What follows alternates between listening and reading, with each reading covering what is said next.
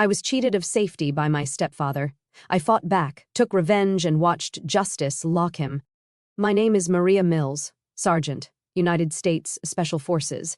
3 months ago, I woke up in a military hospital with a dislocated shoulder and my face swollen from the impact, but the physical pain was nothing compared to the image burned into my mind.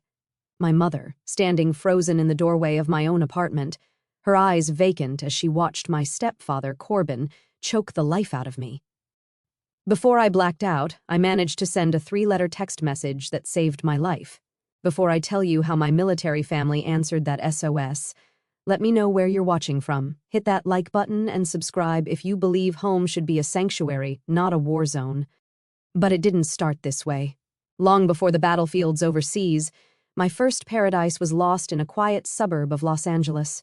My childhood was a sun-drenched California dream, a perfect bubble I never imagined could burst. We lived in a modest ranch-style house in the San Fernando Valley, where the air always smelled of fresh-cut grass and the vibrant pink bougainvillea that climbed our fence. My father, an aerospace engineer at a plant in Burbank, was a man of quiet precision. His hands, which could sketch complex blueprints with meticulous detail, were the same hands that patiently taught me how to wax my first surfboard. The sweet coconut scent of the wax is forever linked to his memory.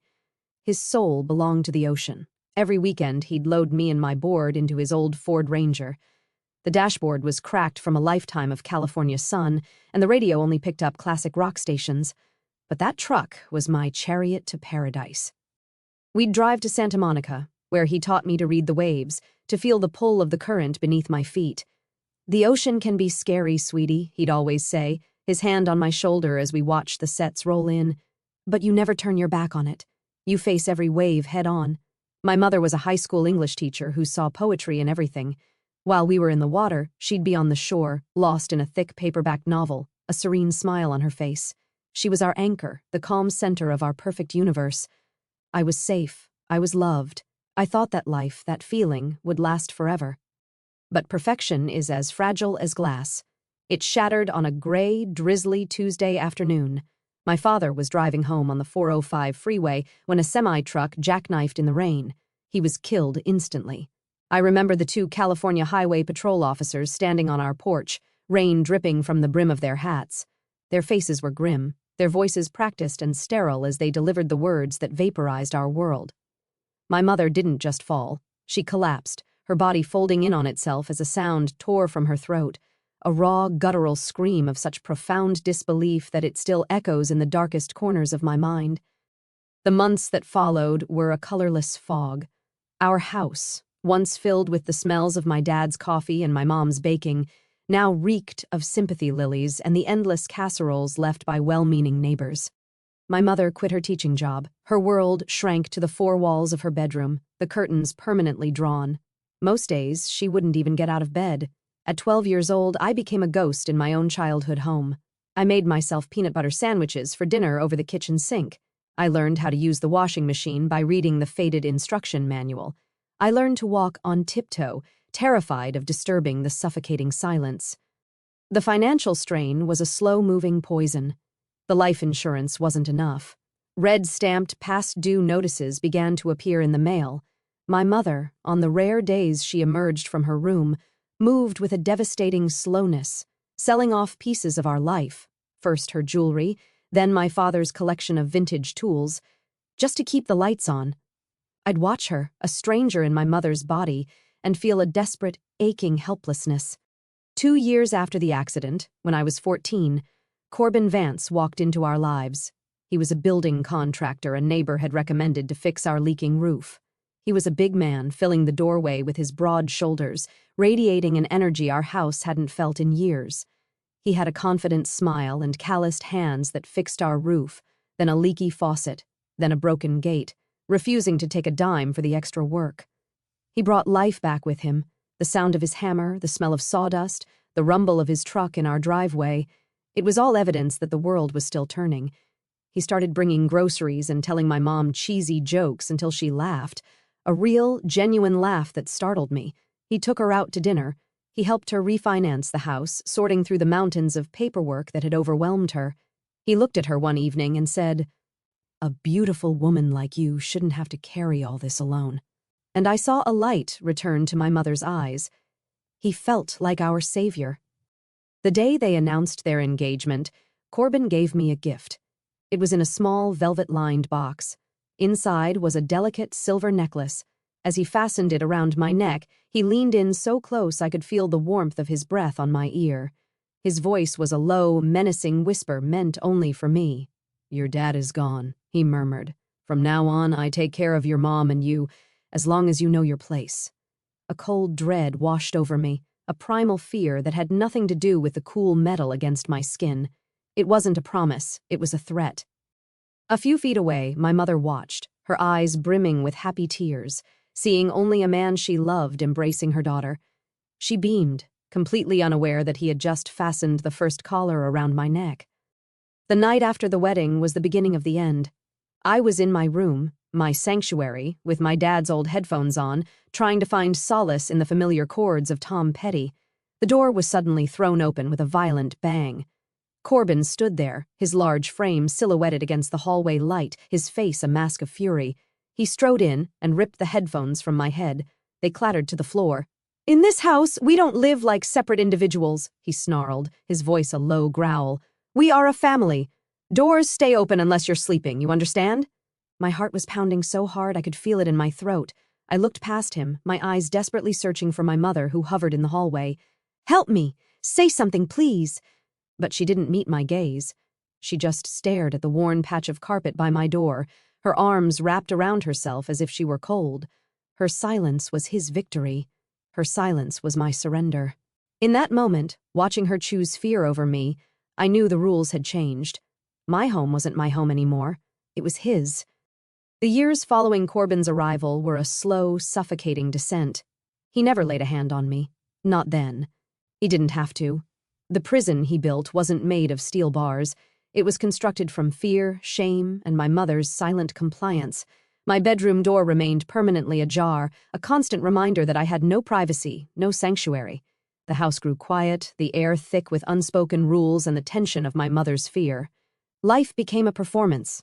On Sundays, Corbin would fire up the grill for a barbecue, inviting the neighbors. He'd stand there, tongs in one hand, a light beer in the other, the perfect picture of the all-American family man.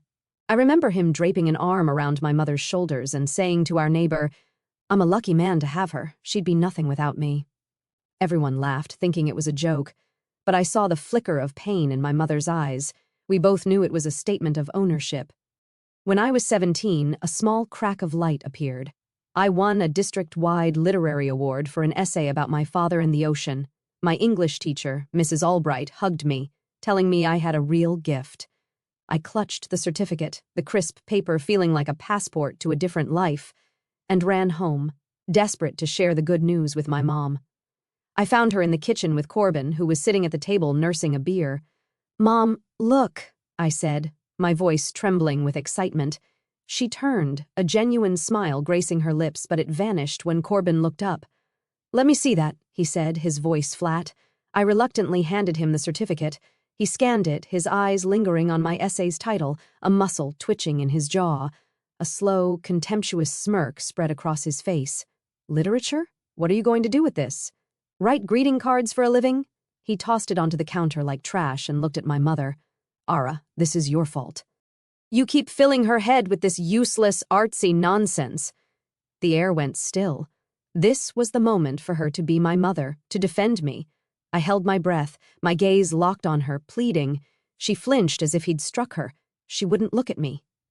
"I'm sorry, honey," she whispered to Corbin. Then she turned to me, her expression a mask of strained apology. "Maria, just put it away." His words had been cruel, but hers shattered me. He wasn't just insulting me. He was forcing my mother to be his accomplice. He was making her take the last piece of my father I had left and discard it herself. That fall, I got a part-time job as a barista at a coffee shop on Ventura Boulevard. It was my escape plan. For 20 hours a week, I could breathe, laugh with workers, and feel the simple dignity of earning my own money.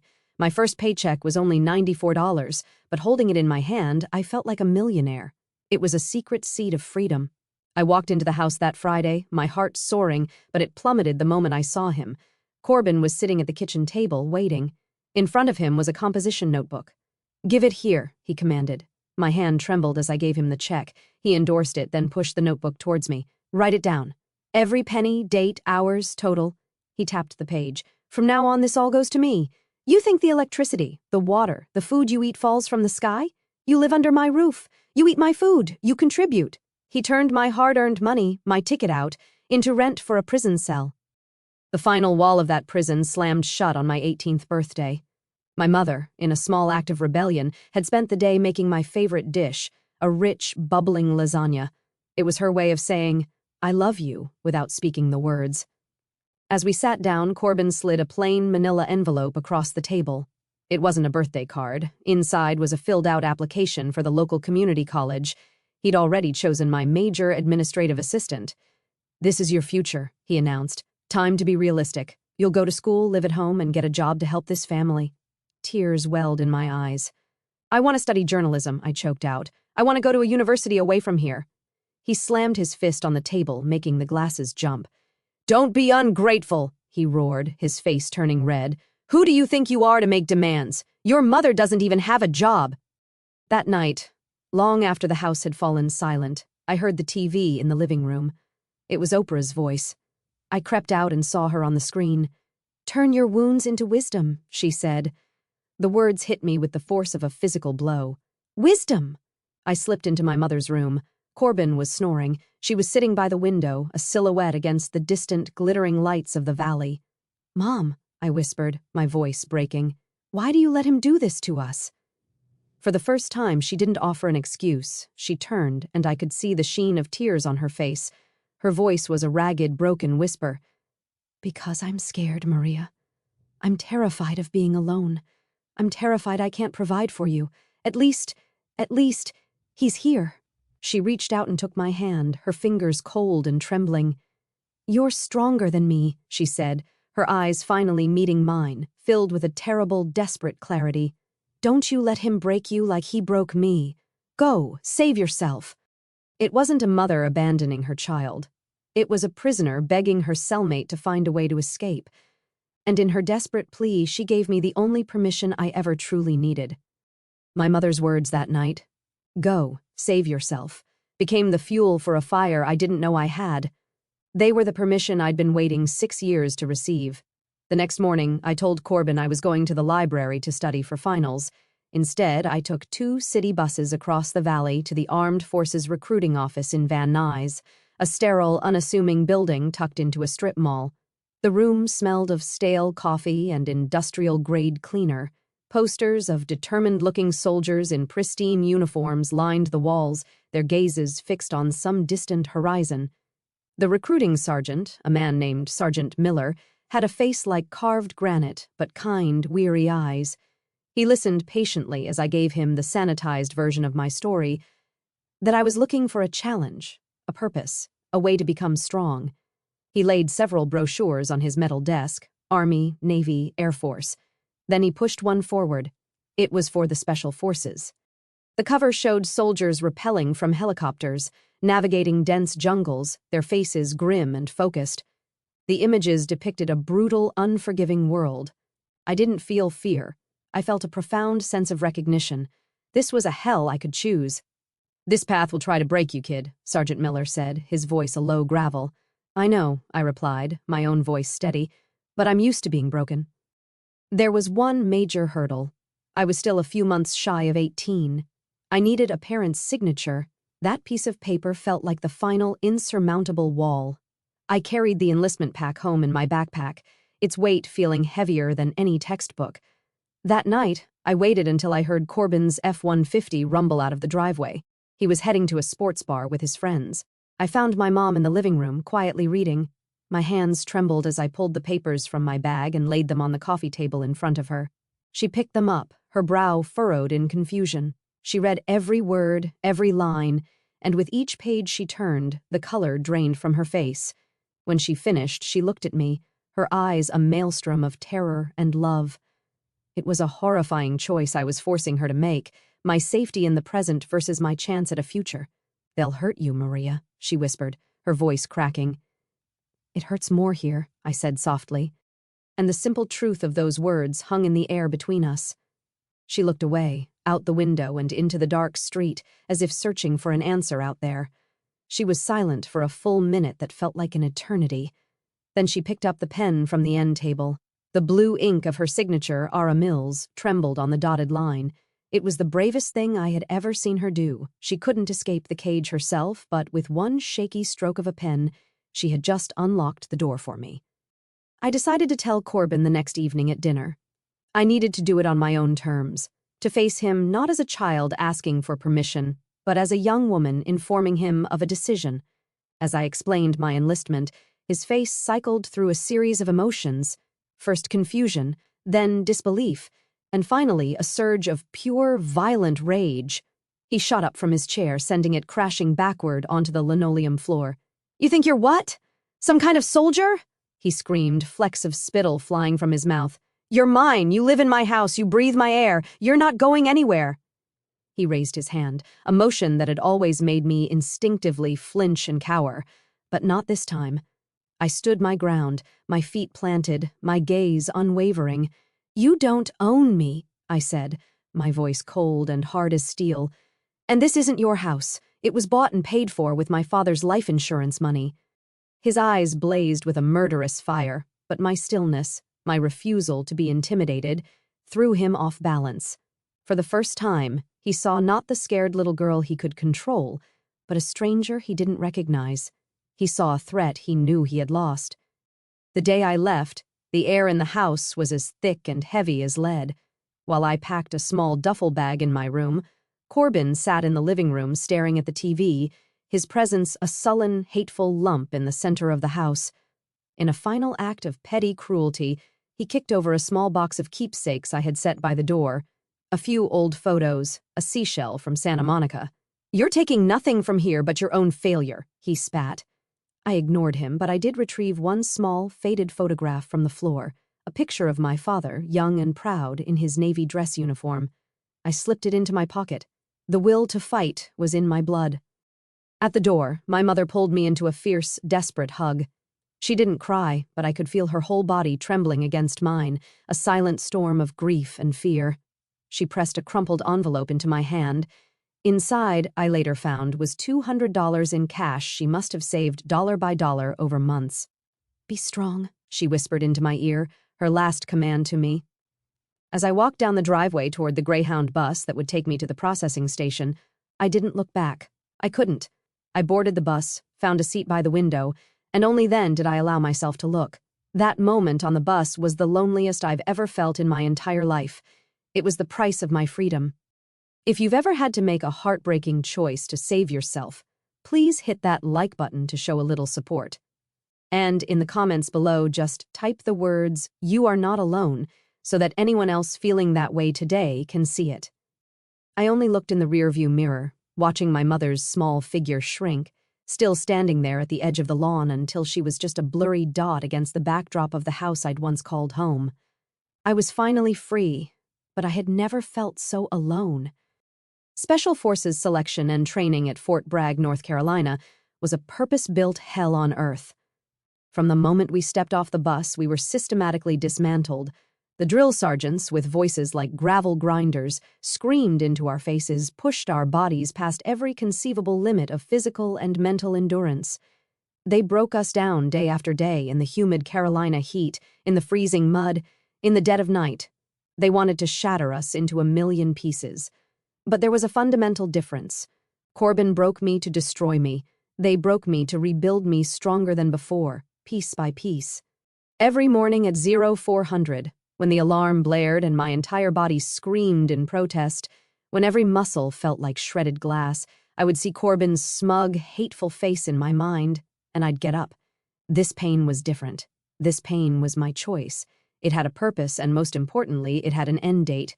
The hell I'd left behind had neither.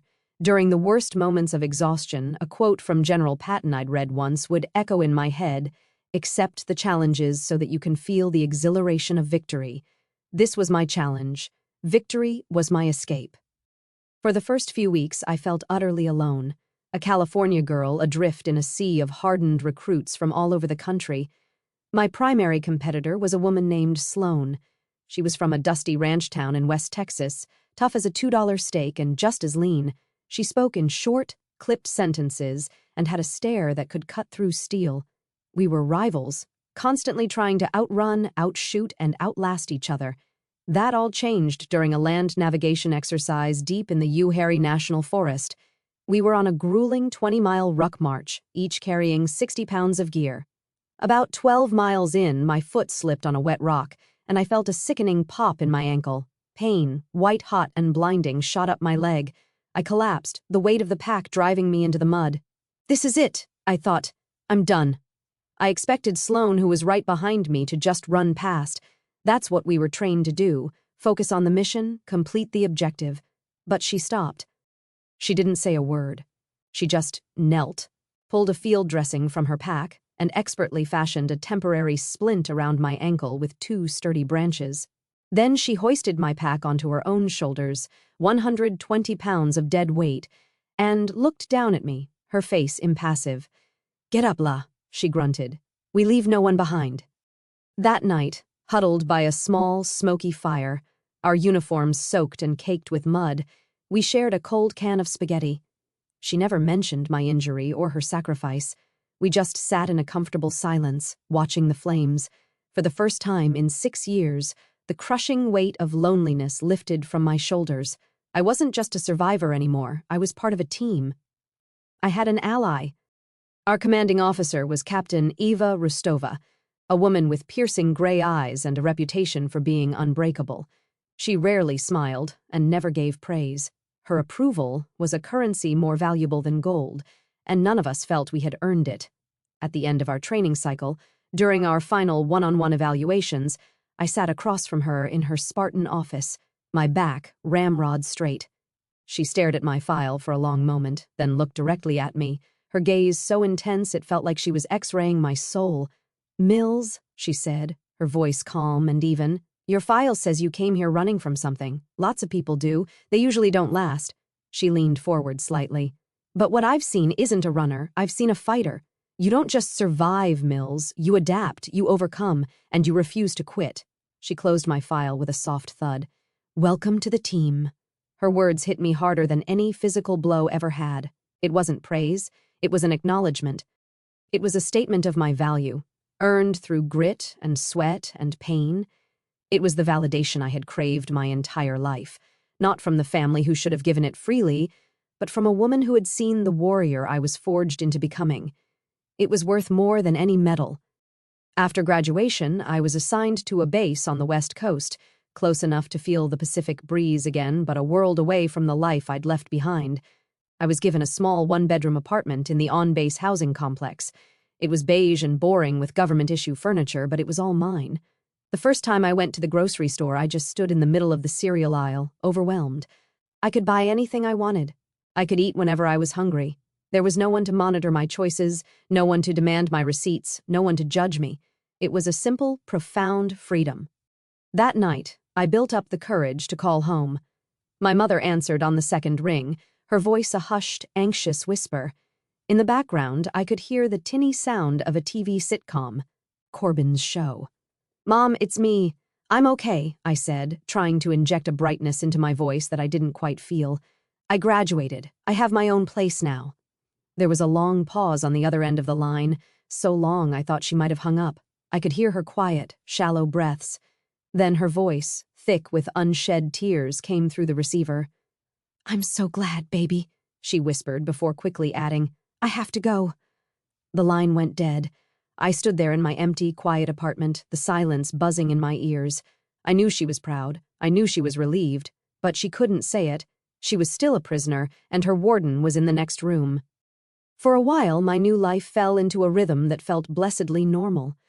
There was the satisfying exhaustion of physical training, the intense focus of my work, and the easy camaraderie of weekend beers with Sloane and the rest of our unit. I was building a life brick by brick, a fortress of discipline and purpose, but the calls home were a constant, unsettling echo from the world I had escaped. They were never long.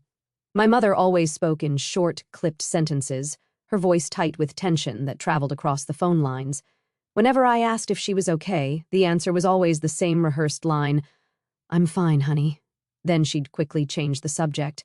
But I could always hear him in the background, a ghost at the feast, a casual, controlling comment like, "Who's that?" or an impatient, "Get off the phone, it's costing money." He was still there, an invisible warden monitoring her every word. Each time I hung up, a cold knot of guilt would tighten in my stomach. I was free, but I had left my first soldier behind enemy lines. One week, I called and told her about a weekend hiking trip Sloane and I had taken up in the mountains. I described the clear air, the tall pines, the feeling of accomplishment. I wanted to send her a piece of my freedom.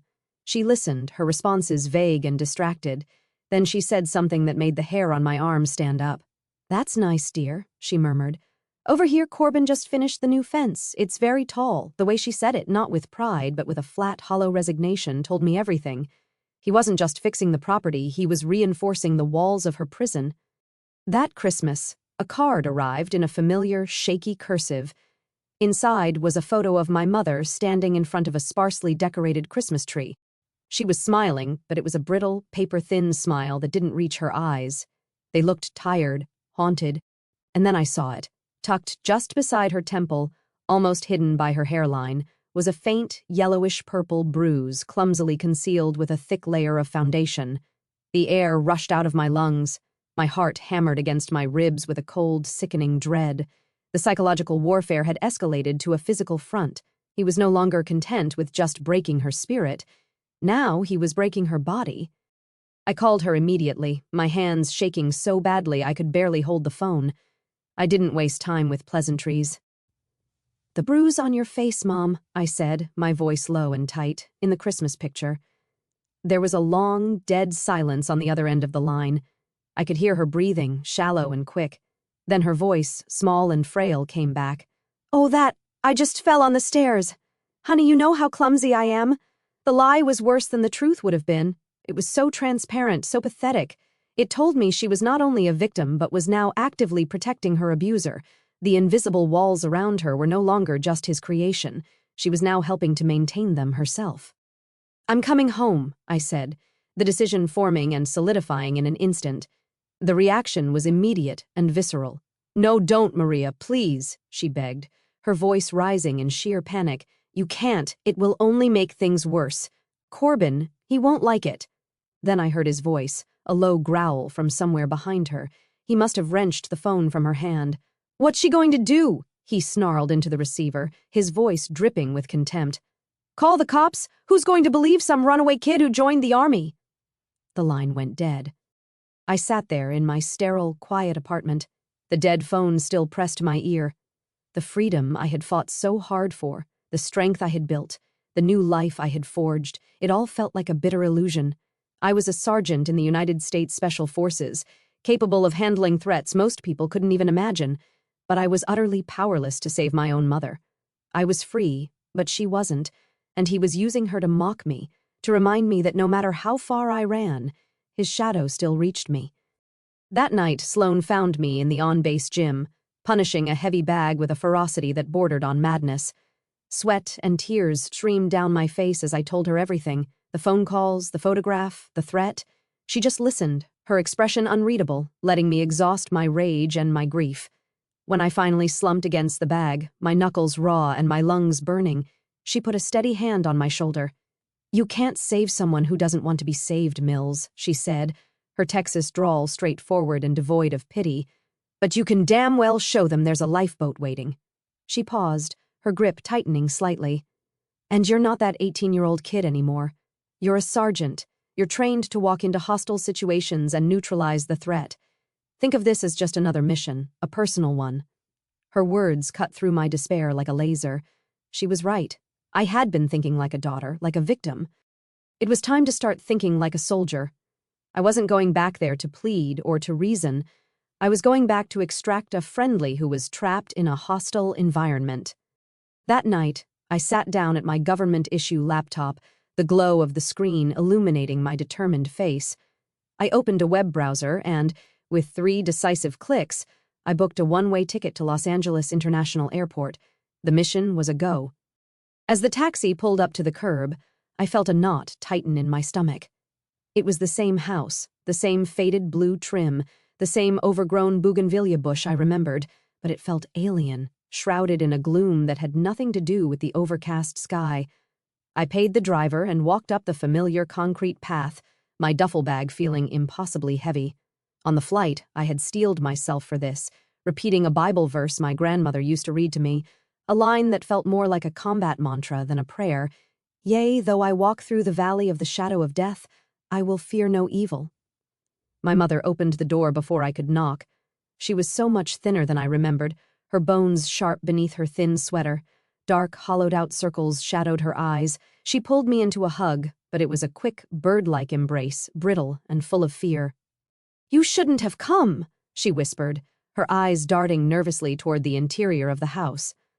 And then he was there, filling the space behind her. Corbin emerged from the living room, wiping his greasy hands on a pair of filthy jeans. He looked me up and down, a slow, deliberate assessment, and a calculating smirk played on his lips. "Well, look what the cat dragged in," he said, his voice oozing false cordiality. Looking all soldierly, still just a scared little girl on the inside, though. My eyes scanned the living room wall behind him. A cold fury settled in my chest. Every photograph of my father, smiling at his wedding, holding me as a baby, proudly standing by his first car, was gone. In their place hung a grotesque gallery of Corbin's triumphs, posed photos of him grinning over the carcasses of deer and wild boar, their dead eyes staring blankly from the wall. He hadn't just moved in. He had systematically erased my father, rewriting our family history with blood and gunpowder. For the next 24 hours, I tried to speak with my mother alone, but he was a constant, suffocating presence. He never left us for a moment, hovering nearby, pretending to fix a squeaky floorboard or watch a game on TV, but I knew he was listening to every word. I waited for a moment when he went to the garage, and I quickly pressed a small, folded business card into my mother's hand. It was for a national domestic violence hotline and shelter network. "Mom, these people can help," I whispered urgently. "They have safe houses, lawyers, everything you need to get out." She stared at the card in her palm as if I'd handed her a live scorpion. Her eyes widened with terror, and she quickly shoved it into her pocket as Corbin's footsteps sounded on the back porch. "I don't need that," she lied, her voice a frantic, shaky whisper. "Everything is fine, Maria. Everything is fine." The painful truth landed like a punch to the gut. The prison walls weren't just on the outside anymore. He had built them inside her mind, and she had become her own jailer. That evening's dinner was torture. Corbin held court at the head of the table, pontificating about his latest construction jobs, about how hard he worked, about how well he took care of my mother. He was playing the part of the benevolent patriarch, a role so grotesquely false it made me physically ill. I listened, my fork frozen over my plate, my composure held together by years of military discipline. But when he put his hand over my mother's and said, "She's a lucky woman," I finally broke. "So the bruise on Mom's face in the Christmas photo?" I asked, my voice dangerously quiet, cutting through his monologue like a razor. Was that part of the care, too? The room fell into a dead, ringing silence. My mother's fork clattered onto her plate. She froze. Her breath caught in her throat. Corbin slowly put his own fork down. The charming smile vanished from his face, peeled back to reveal the snarling monster beneath. "You'd better watch that mouth of yours," he hissed, leaning across the table. "You haven't been here. You don't know what's right and what's wrong anymore. You abandoned her. I'm the one who stayed." The next morning, as I was about to leave for the airport, he cornered me in the entryway. My mother had already retreated to the back of the house, a silent surrender. "You think you're smart, don't you?" he said, his voice low and guttural with menace, blocking my path to the door. "Think you can just fly in here, stir up trouble, and fly right out?" He took a step closer, invading my personal space. "It's a small world, little soldier. You can run, but you can't hide. I know where you are. I know where you work, and if I can't have your mother peaceful and quiet, then you'll never have a moment's peace for the rest of your life." It wasn't a threat made in anger. It was a vow. It was a promise of future violence, delivered with the cold certainty of a man who believed he was untouchable. If you've ever had that chilling moment where you looked at someone you were supposed to trust and saw a monster looking back, hit the like button. And in the comments, just type one word, "I see you." Let's show each other we're not alone in this. As I sat on the plane, climbing high above the sprawling lights of Los Angeles, I didn't feel relief. I felt the cold dread of a soldier who had just walked through a minefield and heard the first click behind her. I hadn't solved a problem. I had just pulled the pin on a grenade, and I knew it was only a matter of time before it exploded. Returning to the structured world of the base felt like surfacing for air, but I couldn't shake the chill of Corbin's final promise. His threat wasn't a memory. It was a ghost that followed me back, haunting the edges of my newfound peace. I tried to bury myself in the familiar routine, early morning runs, weapons maintenance, tactical briefings, but the armor I had built for myself felt thin and brittle. I became hyper-vigilant. Every white Ford F-150 that passed on the road made my heart leap into my throat. Every unfamiliar noise outside my apartment at night had me instantly awake, my body rigid, listening in the dark. I started checking the deadbolt on my door 3 times before going to bed, a compulsive ritual to ward off a nameless dread. Sloane noticed the change.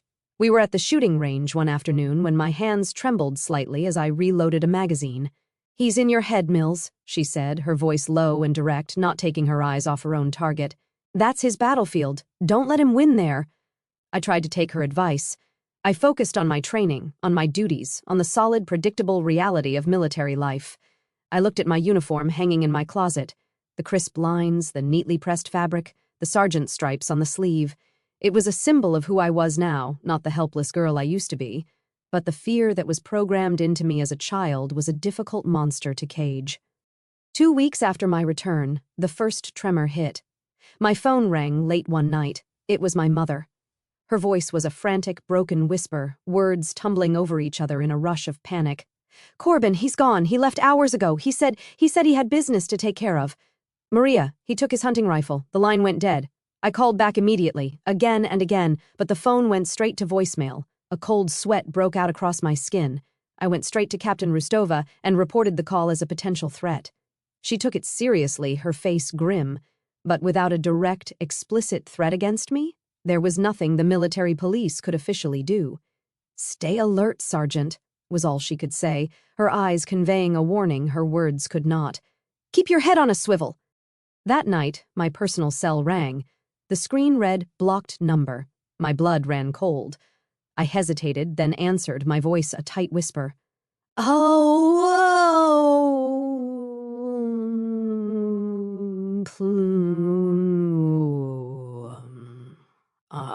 Other end. But it wasn't empty. Through the static, I could hear it faintly, a tiny, distant radio playing a familiar country song. It was Garth Brooks' Friends in Low Places, Corbin's favorite karaoke song, the one he'd drunkenly belt out at every backyard barbecue. A wave of nausea washed over me. He wasn't just coming, he was announcing it. He was enjoying this. The psychological terror continued, a slow, methodical assault. A few mornings later, I found a single cigarette butt on the concrete patio just below my bedroom window. It was a Marlboro Red, crushed out under a heel, his brand. Another day, an anonymous email appeared in my inbox. No subject, no text, just a single grainy attachment. My hands shook as I opened it. It was a picture of the old treehouse my dad had built for me, the one in the backyard of my childhood home. Scrawled across it in what looked like red spray paint was a crude 10th he was here. Not in California, but here, close, watching me, playing his sick, twisted game of cat and mouse. The secure walls of the military base suddenly felt like paper. I felt 14 again, trapped in a house with no escape, the monster just down the hall. I reported everything, the call, the cigarette, the email, but he was too clever. There was no direct evidence, no clear line the MPs could follow. It was just a series of unsettling coincidences, plausible deniability. He was winning the battle in my head, just like Sloane had warned. That night, a storm rolled in, the kind that feels like the sky is trying to break itself open. Rain lashed against my windows in violent sheets. Wind howled through the pines outside. I was sitting on my couch, a book open in my lap, but I hadn't turned a page in an hour.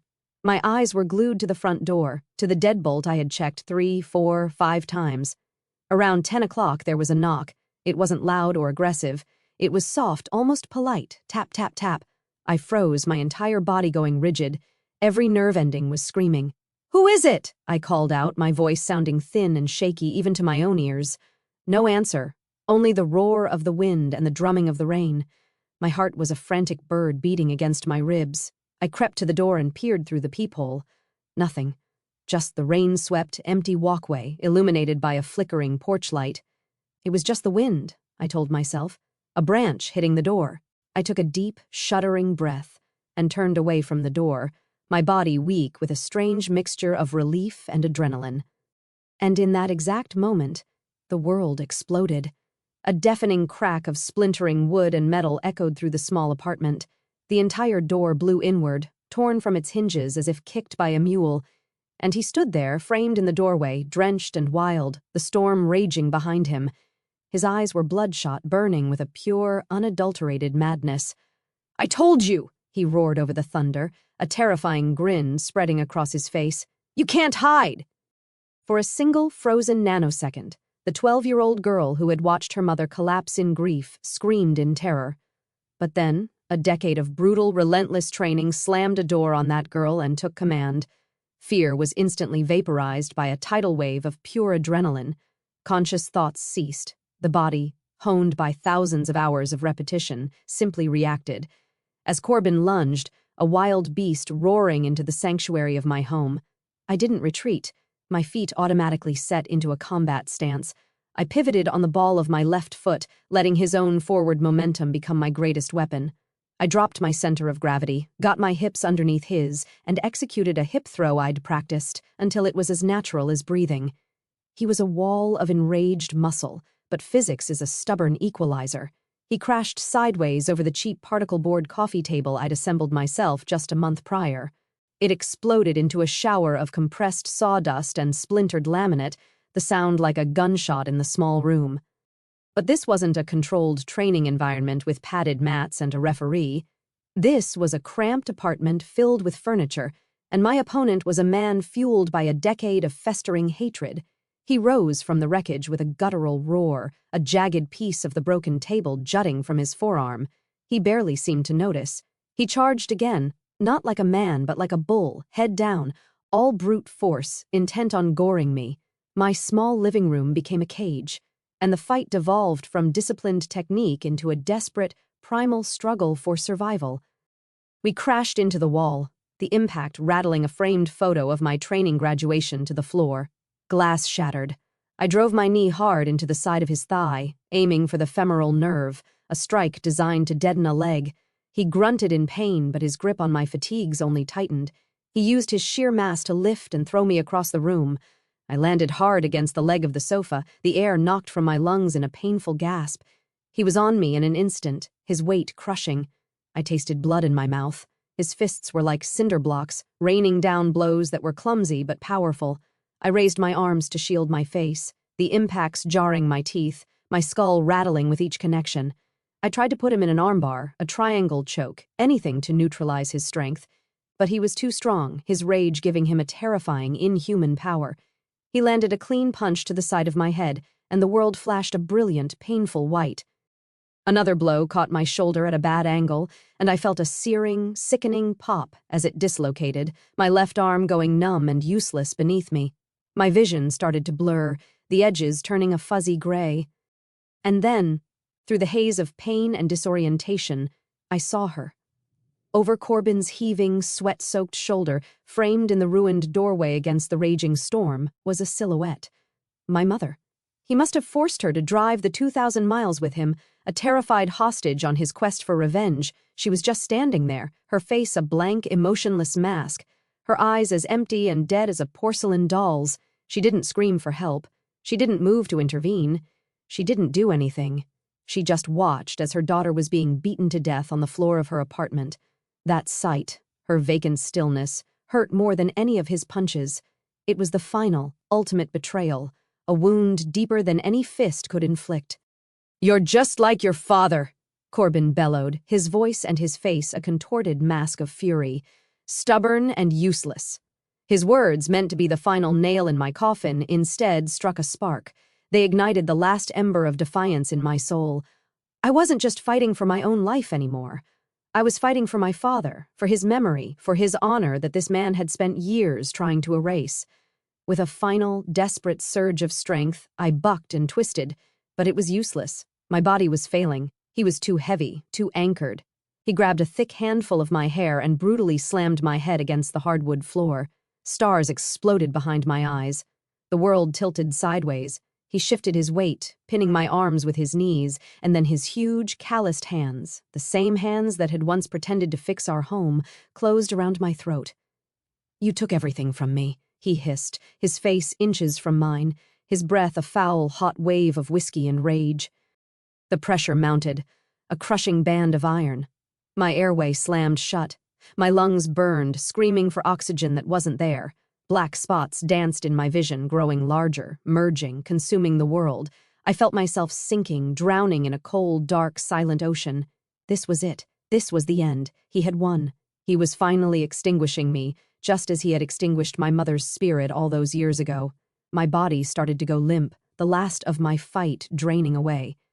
But then a single thought pierced the suffocating darkness. A voice, not his, not mine. It was Sloane's. "We leave no one behind. My team, my real family." Rostova's face, stern and proud. Sloane's, loyal and fierce. The faces of the men who had become my brothers. They were my reason.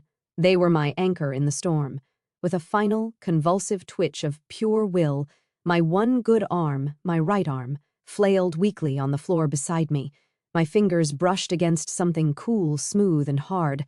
My phone. It must have been knocked from my pocket. My vision was almost gone, a tiny pinprick of light in a universe of black. I couldn't see the screen. I couldn't think. There was only muscle memory, drilled into me from years of operating equipment in the dark. The instinctive upward swipe to unlock. The familiar tap where the messaging app icon should be, tapping the top of the screen where Sloane's name always was in my recent contacts. My thumb, clumsy and numb, hovered over the keyboard. 3 letters. 3 desperate, frantic pulses of my thumb against the cold glass. SOS. My hand fell away, limp. The last pinprick of light vanished. The cold, dark water closed over my head, and I knew nothing more. I don't know how long I was unconscious. Seconds, minutes. It felt like an eternity in that dark, silent abyss. The first thing that pierced the darkness wasn't Corbin's voice, but a cacophony of sound. Shouting, loud, angry, authoritative voices barking orders, the rhythmic, heavy thud of combat boots storming across my floorboards, and beneath it all, the rising and falling wail of sirens growing closer and closer. When my eyes fluttered open, the first thing I saw wasn't the ceiling of my apartment, but the frantic, horrified face of Sloane, leaning over me. Her eyes, usually so stoic and unreadable, were wide with a terror that mirrored my own. Behind her, my ruined apartment was a whirlwind of motion. I saw 2 large military police officers hauling a screaming, struggling Corbin to his feet. They slammed him against the wall, wrenching his arms behind his back, the sharp click of handcuffs echoing in the room. He was no longer a terrifying monster, just a pathetic, flailing, middle-aged man spitting meaningless curses. He was just a bully who had finally met a bigger force. I later learned that when Sloane received my text, 3 stark letters, SOS, she didn't call 911. She didn't call the base MPs. She did something far more effective. She activated the unofficial network, the phone tree that every tight-knit unit has for emergencies. She called our entire team. The first to arrive were the 2 guys from our unit who lived in the same housing complex. They were the ones who kicked the already broken door in and dragged Corbin off me. The next thing I knew, I was in the sterile white world of the base hospital. The sharp, clean smell of antiseptic replaced the stench of fear and whiskey. My shoulder had been put back in place, a dull, throbbing ache radiating through my arm. My face was a swollen, tender mess. When I finally came to full consciousness, the first person I saw was Sloane.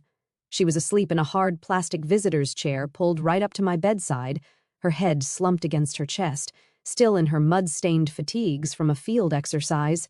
She hadn't left my side. On the small bedside table, next to a plastic cup of water, was a pink and white cardboard box. Inside was a half-dozen assorted donuts from the 24-hour shop just outside the main gate, the one I loved. That small, simple gesture of care, of knowing, of being there, was a kindness so profound it brought hot tears to my eyes.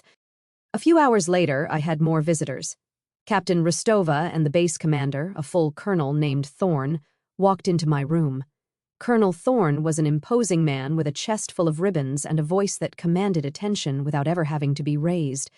He stood by my bed, his hands clasped behind his back, his expression grim and resolute. "Sergeant Mills," he said, his voice a low, steady rumble, "I have been fully briefed. Let me be perfectly clear. An assault on one of my soldiers in their home on my base is an assault on the United States Army itself." He looked from me to Captain Rostova, then back. "We will not let this stand. This man has made the single biggest mistake of his life." And in that moment, I understood. Corbin had miscalculated fatally. In his arrogant, hate-filled mind, he had driven 2,000 miles to attack a scared, vulnerable girl, the one he had terrorized for a decade. He never imagined he was actually attacking a sergeant in the Special Forces, a valued member of one of the most fiercely loyal and lethal families on the planet. He hadn't just poked a bear, he had kicked a hornet's nest the size of a city block, and now the entire swarm was descending. They told me what happened to my mother. The MPs had found her in the passenger seat of Corbin's F-150 in the parking lot.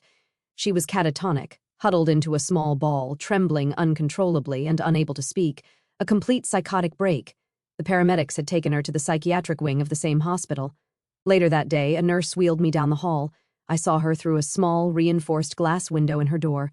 She looked so small, so fragile, so utterly broken. All the anger I had felt toward her, for her weakness, for her silence, for her standing by and watching, it all just evaporated, replaced by a wave of infinite, heartbreaking pity.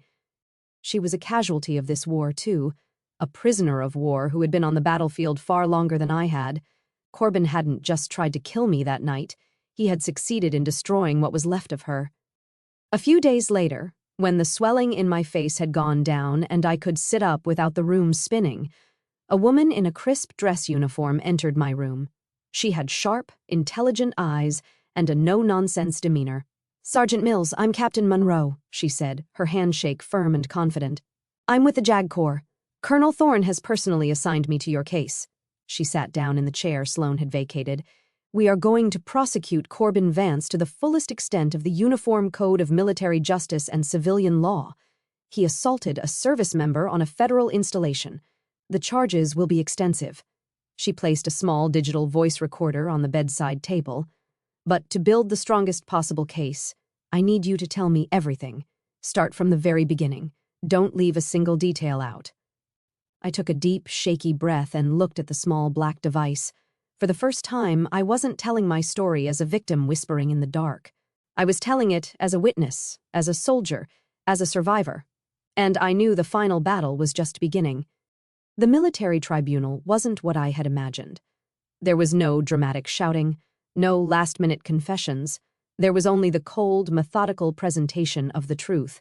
With Captain Monroe at my side, a formidable and brilliant legal warrior, I took the stand in my full-dress uniform. I looked out at the courtroom, at the jury of stone-faced officers, at Corbin sitting beside his defense attorney, trying to look like a misunderstood victim. And I told my story. I recounted a decade of hell, not with tears or anger, but with the calm, factual precision of a soldier delivering an after-action report. I detailed the psychological abuse, the financial control, the escalating threats, and the final violent assault. My testimony was supported by a mountain of evidence the JAG Corps had meticulously compiled: financial records, testimony from my co-workers at the coffee shop, the threatening email, and forensic evidence from my apartment. The most powerful moment came during the cross-examination.